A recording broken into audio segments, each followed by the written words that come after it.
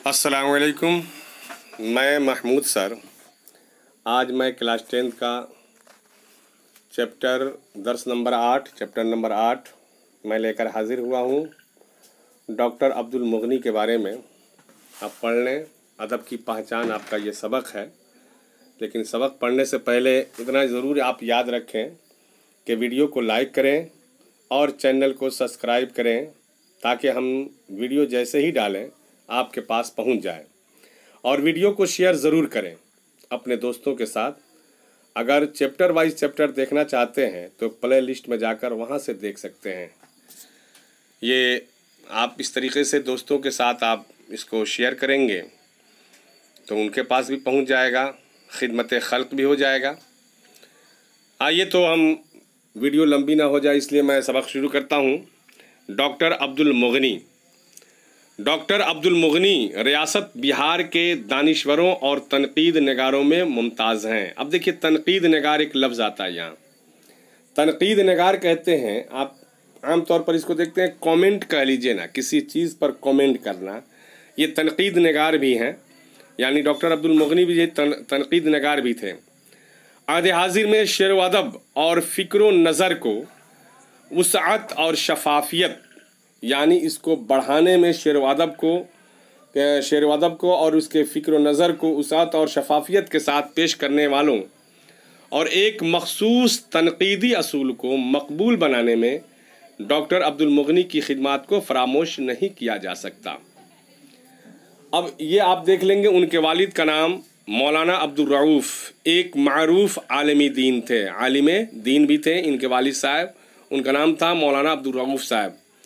उनका ताल्लुक़ ज़िला औरंगाबाद बिहार से है। डॉक्टर अब्दुल मुगनी की पैदाइश वहीं यानी औरंगाबाद बिहार में 1934 में हुई थी, 1934 में हुई थी। इब्तदाई तालीम घर पर हुई। आगे की तालीम के लिए उन्होंने मदरसा शमसुल हुदा में दाखिला लिया, जो शमसुल हुदा पटना में है। वहाँ उन्होंने मदरसे से ये पढ़े हुए हैं। ये इतना याद रख लेंगे कि मदरसा शमसुल हुदा में इन्होंने दाखिला लिया। इब्तदाई तालीम घर पर हासिल करने के बाद यहाँ से उन्होंने आलिम की सनद हासिल की यानी आलिम की डिग्री ली। मदरसा की तालीम के साथ उन्होंने असरी तालीम की तरफ भी तवज्जो दी। अब देखिए, असरी एक होता है दीनी तालीम और एक होता है असरी तालीम। ये देख लेंगे, असरी तालीम। असरी कहते हैं यानी इंग्लिश, हिंदी, मैथ, साइंस, तारीख़, जोग्राफिया, इसे भी पढ़ना है। और अंग्रेज़ी में एमए किया, यानी असरी तालीम में उन्होंने अंग्रेज़ी में एमए किया। मुलाजमत का वक्त आया तो अंग्रेज़ी के लेक्चरर की हैसियत से पटना यूनिवर्सिटी के पटना कॉलेज में उनका तकर्रुर हुआ, यानी वहाँ उनकी नौकरी लगी।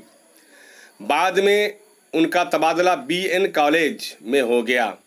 समझ गए? ये आप एमसीक्यू में याद रख लेंगे कि अंग्रेज़ी के लेक्चरर पटना यूनिवर्सिटी के पटना कॉलेज में हुए थे, उनका तकर्रुर हुआ था, जहाँ से वो अपनी मुलाजमत से शुबुकदोश हो गए। यानी बीएन कॉलेज से इन्होंने मुलाजमत से शुबुकदोश हुए। शुबुकदोश कहते हैं रिटायर होना, है ना, रिटायर हो गए। प्रोफेसर अब्दुल मुगनी ने शेर व अदब की मुतअद्दिद असनाफ के बारे में अपने मुतालिआत पेश किए हैं। इक़बाल उनका ख़ास मौजू रहा, यानी शेर व अदब के मामलात इन्होंने जो किया, मामला हासिल, उसका जो मुताला किया, मुतालिआत है असल, यानी इन्होंने शेर व अदब के असनाफ में जो मुताला किया, उनका ख़ास मौजू जो है इक़बाल साहब का रहा। वह तकरीबन 20 किताबों के मुसन्निफ़ और मुअल्लिफ़ हैं, यानी तकरीबन इन्होंने 20 किताबें लिखी हैं।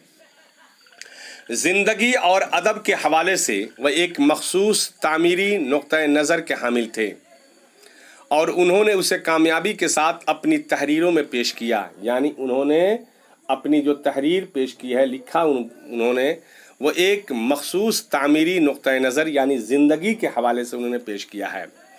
उनकी अहम तरीन तनकीदी तालीफ़ात में, यानी जो तनकीदी तालीफ़ात उन्होंने जो किताबें लिखी हैं, उसका नाम है जाद-ए-इत्तदाल। ये ज़रूर याद कर लेंगे, ये एमसीक्यू में आ जाता है। जाद-ए-इत्तदाल, नुक्ता नज़र, है ना, मेयार व इक़दार, तश्कील जदीद, इक़बाल और आलमी अदब वग़ैरह हैं। प्रोफेसर अब्दुल मुगनी की वफ़ात पटना में ही 5 सितंबर 2006 में हुई थी।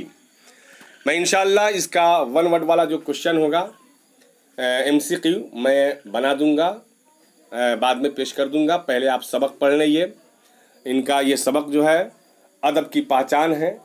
आगे मैं आपको ये सबक पढ़ा दे रहा हूँ ताकि आप पढ़ने भी आ जाएगा, और ये सब पढ़ लेंगे तो इससे ये होगा कि आपको इसका आसान हो जाएगा क्वेश्चन, जो अंदर से MCQ जो निकाल कर बनाया जाता है, जिसको आप जो है ना इसको पढ़ लेंगे तो आसानी से उसको बनाने में भी आपको आसानी हो जाएगी। तो आइए शुरू करते हैं। अदब की पहचान। अदब को जानते सभी लोग हैं मगर पहचानते बहुत कम हैं। अदब तो आप जान रहे हैं, इस्माइल मेरठी ने कहीं कहा था, अदब से ही इंसान इंसान है, और अदब जो न सीखे वो हैवान है। पता ये चला कि इंसान अदब से पहचाना जाता है। नहीं, आप बहुत ज़्यादा पढ़ लिख लिए हैं लेकिन आपके अंदर वो अदब नहीं है, तमीज़ नहीं है, तो आपको लोग तहज़ीब याफ्ता नहीं कहेंगे बल्कि गैर मुहज़्ज़ब कहेंगे। और इंसान जो है अदब जान लिया, चाहे वो कम ही पढ़ा लिखा हो, लेकिन उसके अंदर अगर अदब है तो लोग उसे जो है ना पढ़े लिखे कहते हैं। भाई ये समझा रहे हैं, सबक शुरू किए हैं कि अदब को जानते सभी लोग हैं मगर पहचानते बहुत कम है। अब देखिए, अदब पहचानना भी है। अदब पढ़ने वालों का हल्का रोज़ बरोज़ बढ़ता जा रहा है, लेकिन अदब समझने वालों का हल्का इसी निस्बत से घटता जा रहा है। भले ही अदब लोग पढ़ रहे हैं लेकिन अदब समझना या अदब उनके अंदर आ जाना, ये इसकी जो निस्बत, इसका हल्का जो है ना धीरे धीरे घट रहा है। आज नॉवेल, अफसाना या रिसाला, ख़ासकर डाइजेस्ट, हर पढ़े लिखे आदमी की मेज़ पर मिल जाएगा।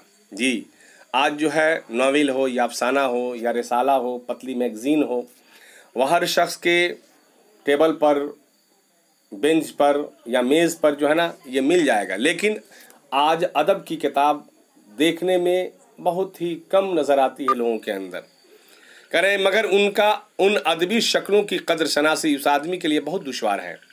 चुनांचे वह अदब के नाम से पढ़ तो लेता है बाज़ार में चलती हुई बहुत सी चीज़ों को, लेकिन ये भी नहीं जानता कि उनमें कौन अदब है और कौन नहीं। और जो चीज़ें वाकई अदब हैं उनके दरमियान तनकीदी मुआजना और उनकी बाहमी खूबी व खामी को समझना तो उसके लिए बिल्कुल महाल ही है। अब देखिए, जानना भी है कि कौन अदब है और कौन बेअदब है। हर वो चीज़ जिसका कवर बेहतर हो, जो ऊपर वाला जो कवर किताब की होती है, ये मत समझना चाहिए, ये नहीं जानना चाहिए कि वो किताब उसके अंदर अच्छी हो। नहीं, वही चीज़ कह रहे हैं, है ना। कह रहे हैं कि इसी सूरत हाल के नतीजे में आज अदब और गैर अदब गलत मलत होकर रह गए हैं। इसलिए बहुत ज़रूरी है कि अदब की पहचान पर गुफ्तगू की जाए। यहाँ पहुँचकर हमें अपनी हकीकी मुश्किल का एहसास होता है। गरचे अदब की तारीफ़ व तशरीह सदियों से होती चली आ रही है, बहुत से लोगों ने इसका अदब की तारीफ़ की है और इस मौजू पर बेशुमार किताबें और मज़ामीन लिखे गए, मगर आज तक ये तयन करना दुश्वार है, ये जानना कौन है कि वाक़तन अदब क्या है, इसकी क्या हदें हैं और क्या सिफतें हैं। इस सिलसिले में बहुत बड़ा और बुनियादी सवाल ये है कि क्या किसी ज़बान में लिखी जाने वाली हर इल्मी तहरीर अदब है? नहीं। कुछ लोगों का ख्याल यही है कि फ़लसफ़ा माशियात, फ़लसफ़ा व माशियात, फ़लसफ़ा एक अलग किताब है, माशियात अलग है, दिनियात और अखलाकियात, तारीख़ और तबीयत वग़ैरह उलूम व फ़नून में मुख्तलिफ़ मौज़ूआत पर जो कुछ भी अदबियत के साथ लिखा जाए वो अदब है। इसका मतलब ये हुआ कि अदब दर हकीकत एक असलूब, एक तर्ज़ बयान का नाम है। इसका कोई ख़ास मौजू और मवाद नहीं है। जी, चुनांचे अदब की तारीख़ों में अदबी असलूब में लिखी हुई हर किस्म की तहरीरों को अदब के ज़ेल में दर्ज किया गया है।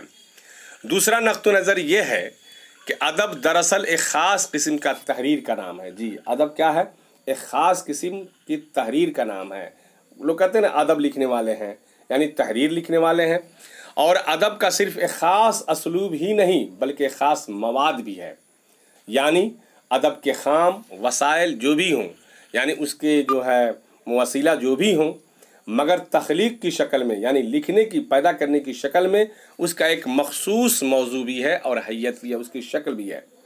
बल्कि यूँ कहिए कि अदब के कुछ ख़ास मौज़ूआत और हैयतें हैं जिनका इजहार कुछ मुतय्यन सिनफ़ों में होता है।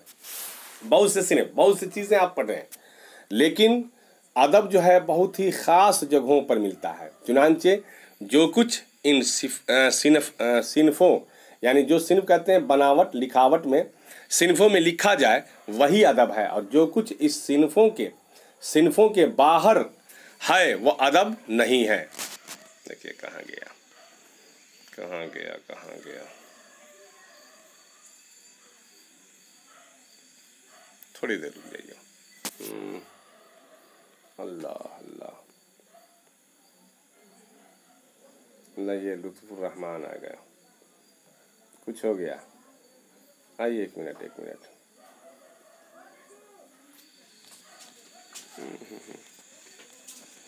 गड़बड़ आ गया।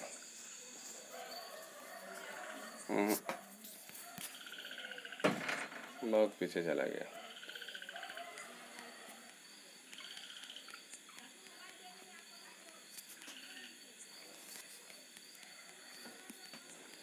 एक मिनट हो जाएगा। बस बस बस बस। आइए तो हम शुरू करते हैं।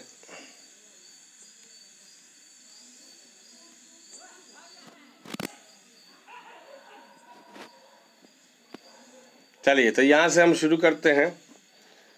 ये हो गया था। हाँ, तो आप यहाँ पर हम आ गए कि जो कुछ इस सिनफ़ों के बाहर है वो अदब नहीं है, खा उसके अंदर कितनी ही अदबियत पाई जाए। इसलिए कि अदब एक ख़ास शक्ल का नाम है, जैसे शायरी, ड्रामा, नावल और अफसाना। इस नुक्ते नज़र के भी दो मकतबे फ़िक्र हैं, यानी लिखने का दो फ़िक्र हैं। एक ये कि जो कुछ अदब की मुकर्ररा हैयतों में लिखा जाए वो अदब है, यानी अदब में रहकर, तमीज़ में, तहज़ीब में रहकर लिखा जाए वो अदब है, खा व जिस मेयार का भी अदब हो। दूसरे ये कि अदब की शक्ल में नज़र आने वाली हर चीज़ अदब नहीं है। जी, इसका मतलब ये हुआ कि अदब सिर्फ़ एक बनी बनाई हैयत का नाम नहीं, यानी सिर्फ बना देने से नहीं है, बल्कि यह दर हकीकत एक ख़ास मेयार है जो अदब की किसी भी हैयत में लिखने वाला खुद ही बनाता है। यानी जब तक किसी तहरीर में तख्लीकी इनफरादियत यानी बिल्कुल अलग हो वो अदब सही और पूरे मानों में अदब नहीं है, और तख्लीकी इनफरादियत से महरूम तहरीरें महज मैकानिकी और मसनूई है। यानी अब देखिए यहाँ समझिए, तख्लीकी इनफरादियत यानी जो आप लिख रहे हैं वो बिल्कुल अलग हो, वो बनावटी उसमें पेश की जाए, वो अदब नहीं है।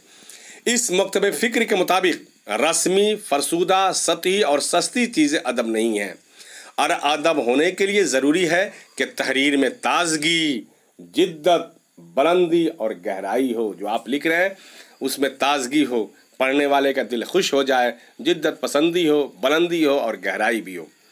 आगे कहते हैं कि अदब का ये आखिरी मेयार बहुत कड़ा है, और इस तस्वुर के मुताबिक अदब का दायरा बहुत ही महदूद होता है। लेकिन इस मेयार तस्वुर में भी मज़ीद शिद्दत पैदा करने वाला एक और मकतब फ़िक्र है, वो ये कि अदबी हैयत की तमाम शर्तों और तख्लीक के तमाम तकाज़ों को पूरा करने के बाद भी मेयारी अदब करार पाने के लिए ज़रूरी है कि एक तहरीर आला संजीदगी के हामिल हो और उसके अंदर तनकीद हयात पाई जाए। यानी मुकम्मल और कामिल अदब वो है जिसमें बेहतरीन फ़न का इजहार बेहतरीन फ़िक्र के साथ किया गया हो। समझा दिए कि बेहतरीन फ़न का इजहार बेहतरीन फ़िक्र के साथ किया गया हो, वही अदब है जिसमें असलूब की नफासत यानी जो आप लिख रहे हैं उसमें सफाई हो, साफ़ सुथरी हो, के साथ साथ मौजू की मतानत भी हो, जिसमें मवाद की सकाफ़त और हैयत की लफातत दोनों मौजूद हों। आगे करें कि इसमें कोई शक व शुबा नहीं कि अगर अदब का एक मेयार मुतय्यन करना हो तो ज़रूरी होगा कि एक मुकम्मल नमूने अदब की तारीफ़ की जाए। इस एतबार से देखा जाए तो मानना पड़ेगा कि अदब के दो अज्ज़ाए तरकीबी हैं। यहाँ ये देख लेंगे, एक फ़िक्र, दूसरे फ़न और एक मुकम्मल अदबी तख्लीक उसी वक्त बरुए कार आएगी जब फ़िक्र और फ़न दोनों ही आला दर्जे के हों। इनके दरमियान कामिल हम आहंगी भी पैदा हो जाए। اس طرح کے دونوں ایک دوسرے میں پیوست اور ضم ہو جائیں، یعنی آپس میں مل جائیں، اور اس ازدواج یعنی ملاوٹ کے نتیجے میں ایک ناقابل تقسیم تخلیقی مرکب نمودار ہو، اور یہ مرکب زندگی اور ادب کی بہترین قدر کا مظہر ہو۔ اس سے انسانی تہذیب کی جمالیات یعنی اس کی حسن کی خوبصورتی اور اخلاقیات دونوں کو فروغ ہو۔